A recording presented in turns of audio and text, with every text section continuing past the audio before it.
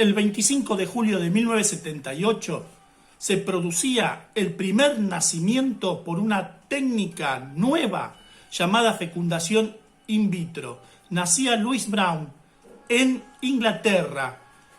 Desde allí hasta ahora, hasta el momento en que estamos grabando, más de 5 millones de personas nacieron por esta técnica.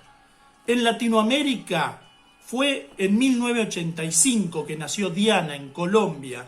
En Argentina el primer caso registrado es en febrero de 1986, donde nacen los mellizos del Laporte.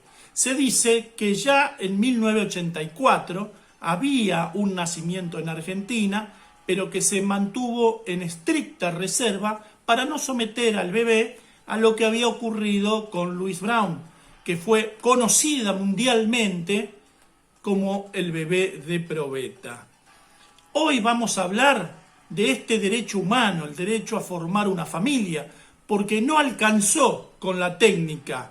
Fue necesario recorrer los tribunales, llegar a la Corte Interamericana para que en algunos lugares se entienda, y específicamente en Costa Rica, se entienda que este derecho humano es básico y esencial.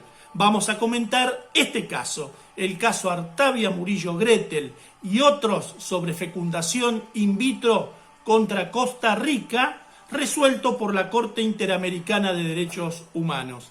Quédate con nosotros en Walter Gómez TV.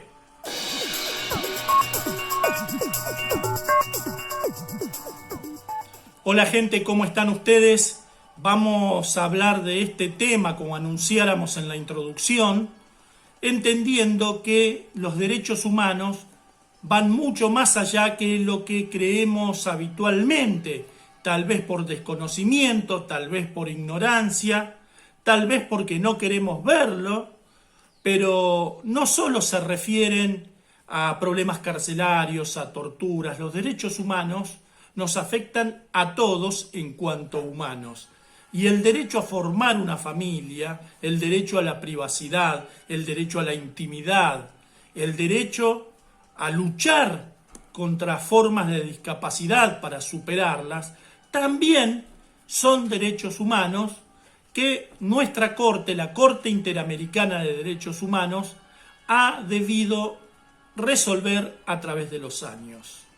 En este caso vamos a hablar de fecundación in vitro, una técnica hoy tan conocida, tan popular, pero no fue así antes. Costó mucho, lágrimas de familias para intentar que aceptaran poder llegar a formar una familia a través de esta técnica. ¿Qué es la fecundación in vitro? Sencillamente, simplemente y despojado de toda cuestión técnica, la fecundación in vitro es que la fecundación del óvulo y el espermatozoides se realiza fuera del cuerpo de la mujer, en laboratorio. Esta fecundación puede ser heteróloga cuando hay que recurrir a un tercero o terceros para que donen precisamente el óvulo o el espermatozoide para lograr que una pareja pueda concebir, o puede ser homóloga cuando es de la propia pareja, tanto el óvulo como el espermatozoide. Hay que tener en cuenta, hay que ser muy claros en esto, que conlleva una técnica especial, técnica por ejemplo que pasa por retirar óvulos de la mujer, se retiran varios óvulos y se fecundan también varios óvulos para luego implantarlos. Una vez que se produce la fecundación, se implantan en la mujer. ¿Y qué pasa con los otros? Como hemos dicho ya en un video que tenemos colgado por aquí y que lo dejamos para que lo vean, los otros se congelan. Pues bien, Gretel era una mujer que siempre soñó con tener una familia. Cuando se casa, el marido le cuenta de una discapacidad que le impediría tener hijos, al menos sin ningún problema. ¿Qué es lo que ocurrió? comienzan con distintos tratamientos hasta que los médicos atendientes, los especialistas, les recomiendan utilizar la técnica de la fecundación in vitro. Y es así que ya con sus finanzas exhaustas, porque eran gente trabajadora, el marido tenía una pensión producto de su discapacidad, aceptan y están dispuestos ya a someterse al tratamiento, con el objetivo de poder formar una familia, tener sus propios hijos. ¿Qué es lo que ocurre? 2 días antes de ser sometidos al tratamiento, la Sala Constitucional del Tribunal Constitucional de Costa Rica saca un fallo donde prohíbe la fecundación in vitro. Es así que esta pareja ve truncado nuevamente su sueño, y en esta oportunidad no por una falla de la técnica, sino por una decisión de un tercero, de un tribunal constitucional. Costa Rica venía desde 1994 con nacimientos por esta técnica.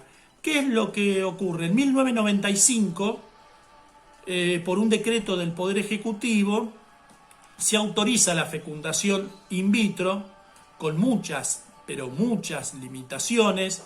No se podían extraer más de 6 óvulos, todos los óvulos fecundados debían ser implantados. Bueno, no se permitía la donación, es decir, la donación de los embriones me refiero, es decir, un decreto restrictivo, pero un decreto que autorizaba la fecundación. Inmediatamente, un grupo de personas se presenta ante los tribunales, ante el Tribunal Constitucional, pidiendo la declaración de inconstitucional de este decreto y que se prohíba la fecundación in vitro en Costa Rica. Y así ocurrió. Gretel Artavia Murillo y su marido y otro grupo de parejas deciden presentarse a la Comisión Interamericana de Derechos Humanos buscando una solución a su problema, buscando el reconocimiento del derecho humano a poder procrear, tener una familia. Idas y vueltas de por medio, en 2011, la Comisión Interamericana de Derechos Humanos, ante ya 3 pedidos de prórrogas del gobierno de Costa Rica para dictar una legislación que autorice la fecundación in vitro, decide llevar ante la Corte el caso. La Corte se aboca al conocimiento, Costa Rica se defiende. Vamos a decir en primer momento que Costa Rica plantea que la fecundación in vitro, en tanto y en cuanto en el camino se pierden embriones, atenta contra el derecho a la vida.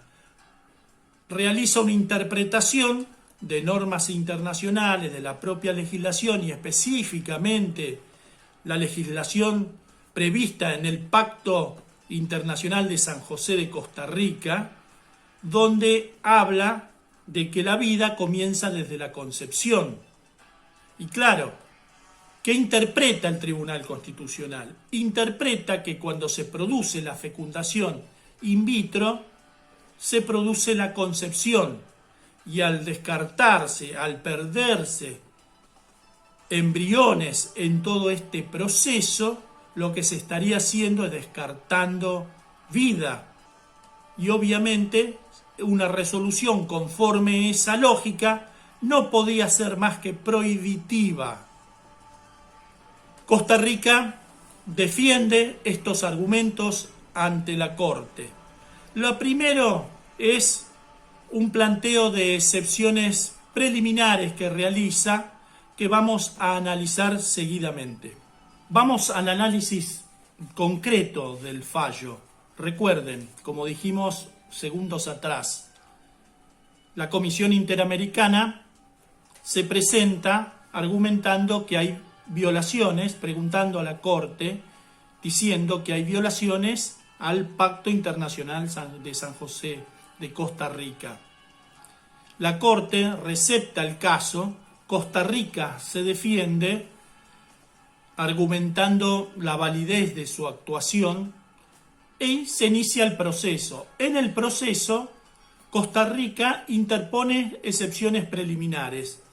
Puede parecer no importante este tema de las excepciones preliminares para aquellos que no son abogados, pero verán que sí. ¿Por qué? Porque las excepciones preliminares son un límite al avance del proceso, son una valla. Si prosperan, se termina el proceso y no es poca cosa. La primera excepción es interpuesta diciendo que los reclamantes, las 9 parejas reclamantes, no agotaron las instancias judiciales dentro de Costa Rica. Tengamos en cuenta que la Convención exige el agotamiento de las instancias nacionales primero, y en el caso de mantenerse la violación a estos derechos humanos reconocidos por la Convención o de creerlo así el reclamante, presentarse ante la Comisión. ¿Qué es lo que ocurrió aquí?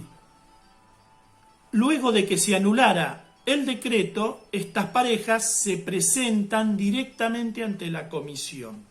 Por eso Costa Rica dice que no se agotó la instancia local.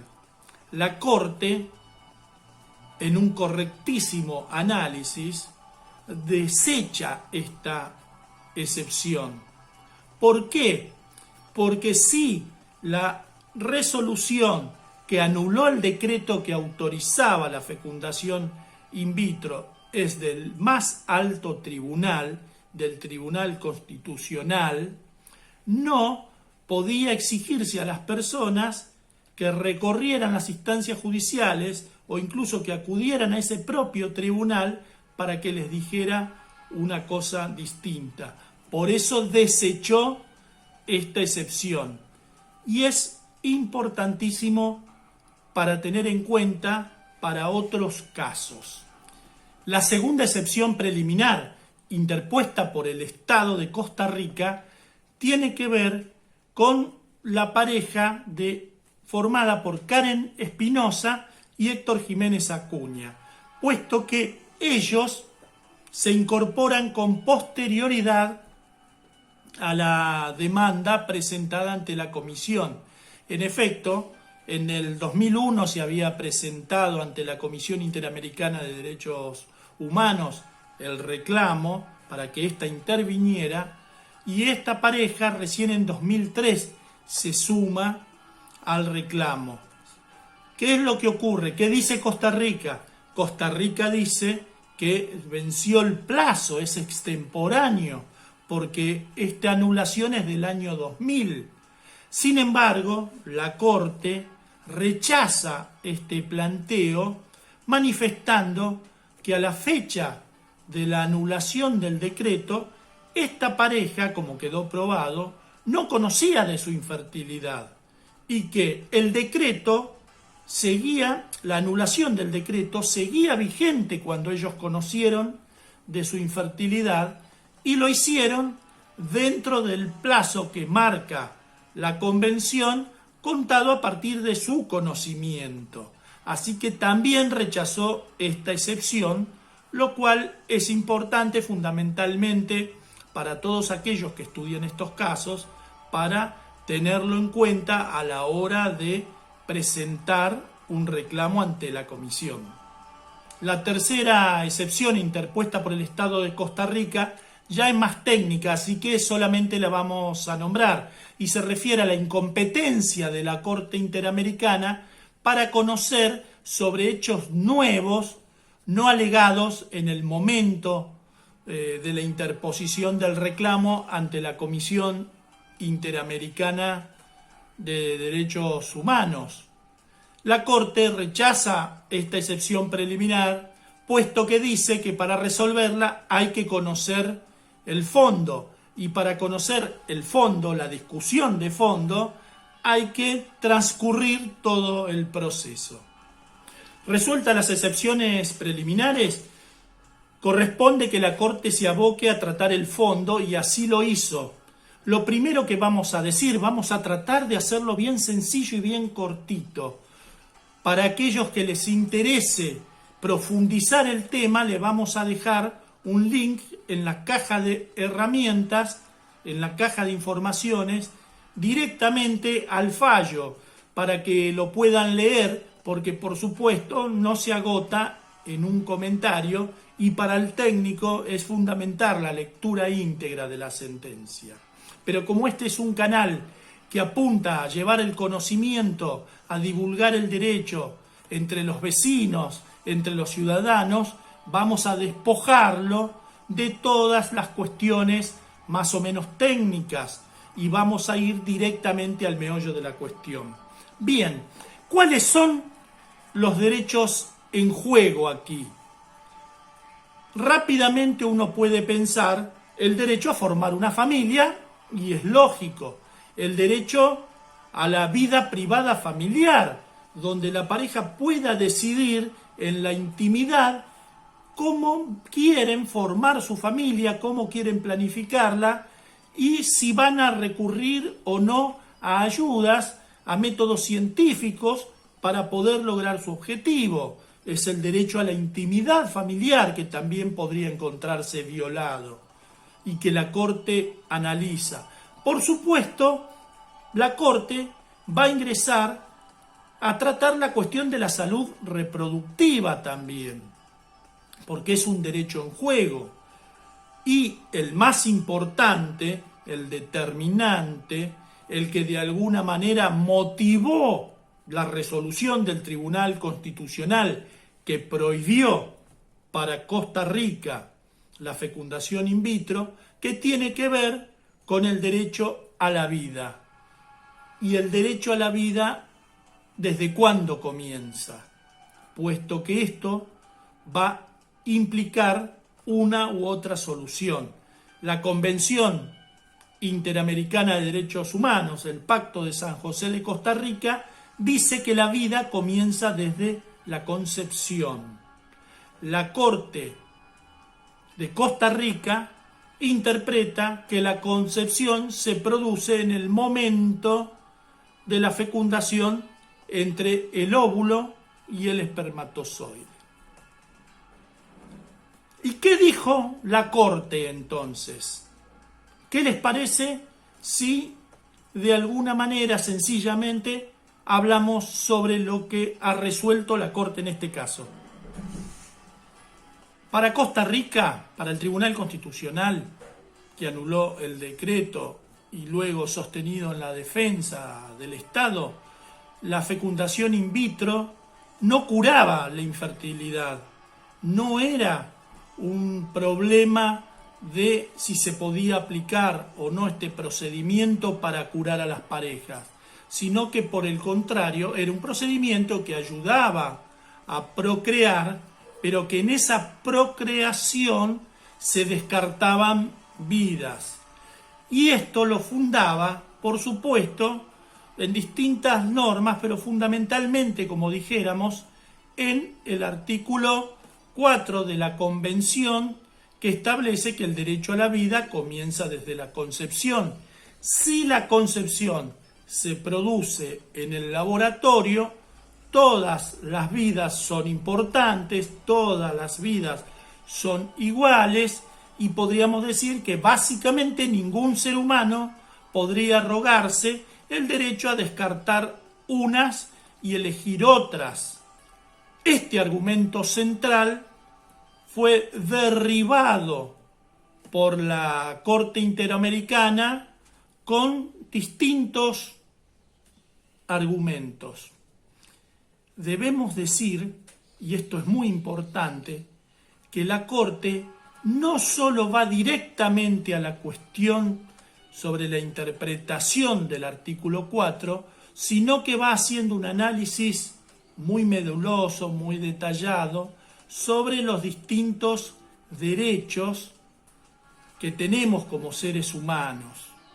El derecho, por ejemplo, y esto es muy importante, el derecho que tenemos a planificar nuestra vida familiar, la libertad que tenemos para en la intimidad de nuestra pareja decir cómo queremos desarrollarnos, cómo queremos tener nuestra familia, cuál es el límite que le vamos a dar, que esto hace a la intimidad familiar, esto hace a la vida privada, pero vida privada que se proyecta en el ámbito de la familia, no solo en la individualidad, y que esto está reconocido por la Convención. La Corte también dice que la maternidad forma parte esencial del libre desarrollo de la personalidad de las mujeres y que en consecuencia el derecho a elegir ser padre o madre en el sentido biológico forma parte de la vida privada familiar. En resumen, el artículo 17 de la Convención Americana reconoce el papel central de la familia en la vida del individuo y en la sociedad, lo que conlleva la obligación de favorecer el desarrollo de la misma. ¿Favorecerla en qué sentido? Bueno, respetando en primer lugar, fundamental, el derecho a la privacidad familiar, entre otras cosas, para decidir sobre cuándo van a ampliar la familia, con qué intervalos. Esto es básico, pero además implica la posibilidad, darle la posibilidad a la familia de procrear, lo que conlleva a dos cuestiones fundamentales. La primera, por supuesto, no interferir en eso. Y la segunda, el derecho de acceso a la tecnología en materia de salud reproductiva. Es decir, el Estado debe favorecer que la familia pueda acceder, y esto deberá hacerlo a través de normativa interna que, por supuesto, como decimos, favorezca el desarrollo de esta familia. No es lógico ni aceptable, es a todas luces razonable el planteo de la Corte, que existiendo la tecnología para vencer una discapacidad, el Estado sea quien impida usarla e impida el desarrollo de este núcleo tan importante para la sociedad como es la familia y reconocido claramente por la Convención Americana de Derechos Humanos. En el marco del derecho a la integridad personal de que gozan las personas, la Corte analizó también las situaciones especiales de angustia y ansiedad que viven aquellos que quieren formar una familia y no pueden. Y en ese sentido, destaca la obligación del Estado para favorecer esta constitución familiar, posibilitando el acceso a la información, posibilitando el acceso a métodos modernos, es decir, considerando la salud reproductiva como algo fundamental en la vida de estas personas que el Estado debe garantizar. Es el Estado el responsable de fiscalizar y regular estos servicios especiales de salud. Y como dijéramos, el derecho a la vida privada y a la salud reproductiva guarda directa relación con el acceso a la tecnología, el derecho de acceso a la tecnología. Por estas consideraciones y algunas otras que están en el fallo, que se encuentran en el fallo, al cual aconsejamos leer a todos aquellos que les interese la problemática, la Corte entiende que ha existido una injerencia desmedida y arbitraria por parte del fallo de la Sala Constitucional de Costa Rica en la vida privada, en la intimidad familiar, en los derechos de los costarricenses. En reiteradas ocasiones la Corte Interamericana se ha expresado en cuanto al derecho a la vida como un derecho fundamental, un prerequisito para el goce de todos los otros derechos. El derecho a la vida presupone que ninguna persona puede ser privado de ellas arbitrariamente, una obligación negativa, pero también presupone el deber de los estados de garantizar este derecho a la vida como una obligación positiva para el Estado.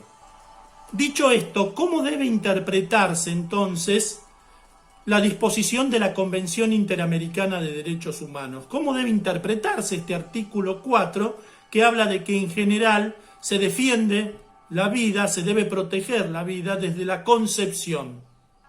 Y aquí la Corte establece que hay que tener en cuenta los términos en general, los términos persona humana, los términos vida desde la concepción, para aplicarlo a los casos concretos sometidos a su conocimiento.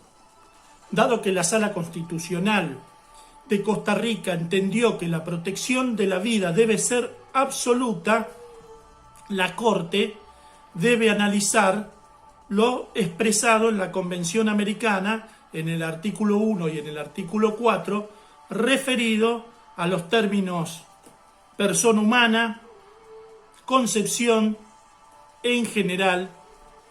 Estos términos son fundamentales a la hora de definir si esta protección debe ser absoluta o no. En primer lugar, vamos a decir, porque así lo hace la Corte, que el legislador, cuando sancionó esta convención, no tenía previsto, no conocía, no podía conocer el avance de la técnica en el futuro, y que de alguna manera la noción clásica de que la fecundación y la concepción se producía en el cuerpo de la mujer iba a cambiar para encontrarnos con esta situación donde se advierte, al menos así coincide toda la ciencia, que esta concepción se produce al menos en dos etapas.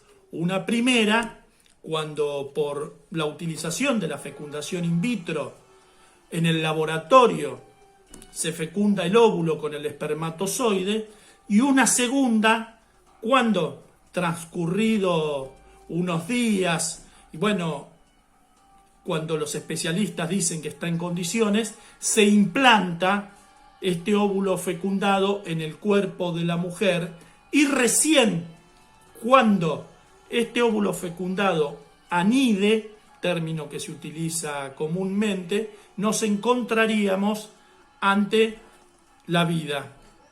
Estas dos etapas son las que debe analizar la Corte. Luego de muchas consideraciones, la Corte da un fallo trascendente, estableciendo que para que exista la concepción en los términos de la Convención Americana, deben darse ineludiblemente estas dos etapas complementarias y esenciales, en el sentido de que analiza que cuando se produce la fecundación en el laboratorio, la fecundación in vitro, se pierden efectivamente muchos embriones, pero lo mismo ocurre cuando esto se produce de forma natural. Hasta aquí no es posible, con ese solo argumento, decir que la protección debe ser absoluta. Segundo, es impensado que de alguna manera pudiera ser viable la vida fuera del cuerpo de la mujer. Si este óvulo fecundado no es implantado bajo las condiciones requeridas, no será viable y nunca llegará a constituir una persona humana este embrión. Repetimos, y dicho esto, se sella la suerte del fallo dictado por la Sala Constitucional. No es posible hablar de concepción sin el cuerpo de la mujer, sin la participación de la mujer. Y en consecuencia, no corresponde, antes de este momento, antes de la implantación, hablar de la concepción en los términos del artículo 4 de la Convención Interamericana de Derechos Humanos, más conocidas por nosotros como el Pacto de San José de Costa Rica. Es dable destacar, y así lo hace la Corte, que en el marco legal de los estados firmantes, muchos de estos estados han aceptado la fecundación in vitro como una práctica habitual, entendiéndola como comprendida dentro de la Convención Americana de Derechos Humanos. Dicha práctica está asociada al principio de gradualidad y al principio incremental de protección a la vida humana y no de protección absoluta a la vida humana, pues el embrión no puede ser entendido como persona. Va de suyo que la mayoría de las legislaciones reconocen o supeditan el reconocimiento de todos los derechos como persona humana al nacimiento con vida. Y por supuesto termina estableciendo que las parejas que se vieron afectadas por esta decisión de la Sala Constitucional sufrieron una injerencia desmedida por parte del Estado de Costa Rica que avasalló sus derechos y que va en contra de los dispuestos por la Convención Americana. Y en tal sentido, la Corte terminó fallando. ¿Cómo lo hizo? Lo hizo en los siguientes términos. Ordenó levantar la prohibición de la fecundación in vitro. Ordenó regular lo antes posible los procedimientos y el acceso a la fecundación in vitro. Ordenó indemnizar a las parejas que sufrieron de esta injerencia arbitraria y abusiva del Estado. También recomienda que la Seguridad Social de Costa Rica vaya adoptando gradualmente programas que permitan acceder a estos tratamientos de infertilidad por parte de las parejas que lo requieran. Pero ahí no terminó la cosa. Lamentablemente Costa Rica demoró 3 años y tuvo que hacerlo por vía de un decreto porque legislativamente no se avanzaba. 3 años, estamos hablando de que en el 2015 recién el gobierno a través de un decreto dispuso la autorización para la FIV, para la fecundación in vitro. Pero no fue todo tampoco. Pero ahí no termina la cosa. En febrero del 2016, la Sala Constitucional vuelve a anular el decreto. Sí, como lo escuchan, vuelve a anular el decreto, desoyendo lo dispuesto por la Corte Interamericana de Derechos Humanos. Recordemos que Costa Rica firmó, es parte del tratado, y sometió su jurisdicción y se somete a la jurisdicción de la Corte Interamericana. ¿Qué es lo que hace la Corte Interamericana? Inmediatamente ordena poner en vigencia el decreto de la FIV. Inmediatamente, en el mismo mes de febrero de 2016. Como ven ustedes, la lucha en Costa Rica llevó mucho tiempo. Estas parejas se vieron privadas por muchos años de la posibilidad de ejercer este derecho a la reproducción asistida a través de la fecundación in vitro. Fue en el 2001 cuando recurrieron a la Comisión Interamericana, que recomendó a Costa Rica dictar una legislación que favorezca la posibilidad de la fecundación in vitro. Fue en el 2011 cuando esta comisión somete a la Corte Interamericana el caso. En el 2012 la Corte falla a favor del reclamo y recién en el 2016 termina por ordenar que se ponga en vigencia el decreto de 2015, pues tardó 3 años Costa Rica en dictar dicho decreto y lo tuvo que hacer porque los legisladores no sancionaban una ley. Este caso es muy importante.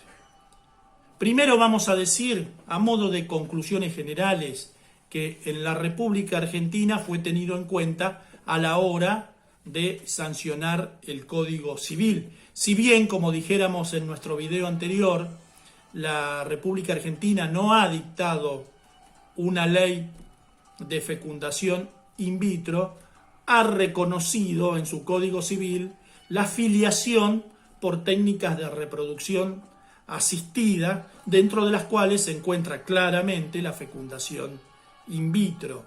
Además, ha dejado planteado a través de, luego, a través de leyes complementarias, por ejemplo, que las obras sociales y deben hacerse cargo de los tratamientos por fecundación in vitro. Además, hay toda una historia en Argentina, puesto que aquello que no estaba prohibido está permitido, y no estando prohibida la fecundación in vitro, los laboratorios, los médicos, los genetistas han trabajado en este sentido. No obstante, sigue siendo necesaria una ley. Ahora, este fallo brinda un paraguas de protección, si bien no es vinculante para la Argentina, es jurisprudencia que debe tenerse en cuenta y brinda una protección a todos aquellos que trabajan con la fecundación in vitro, porque es claro que la Corte Interamericana entiende a la concepción, a la protección de la vida desde la concepción, como aquella que ocurre con la participación excluyente de la madre. Es decir, la concepción, en los términos de la Convención, se produce con la implantación y no con la tarea en el laboratorio de fecundación del óvulo. Y esto ciertamente es una tranquilidad para aquellos que están trabajando en este tema.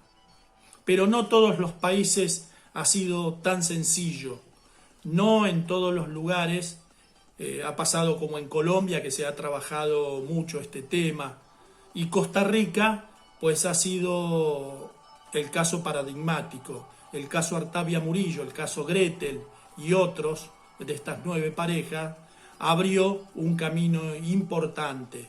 Algunos creen ver un camino hacia la discusión de otros temas, como por ejemplo el tema del aborto. Otros dicen que de alguna manera le produce o le pone un límite al tema del aborto a considerar la concepción desde el momento de la implantación. Lo cierto es que esta protección gradual o incremental deja abiertas las puertas para muchas discusiones posteriores.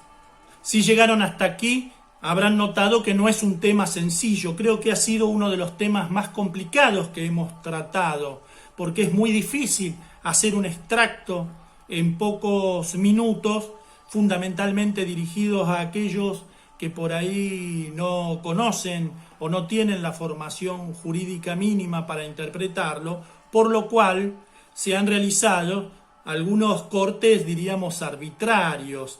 He decidido darle más importancia a unas cuestiones que a otras para que el video no se hiciera tan largo, a pesar de que estoy viendo de que se hizo más extenso de lo que pretendía. Pero bueno, si te gustó este video, dale me gusta, sumate a la comunidad, compartilo en tus redes y suscríbete.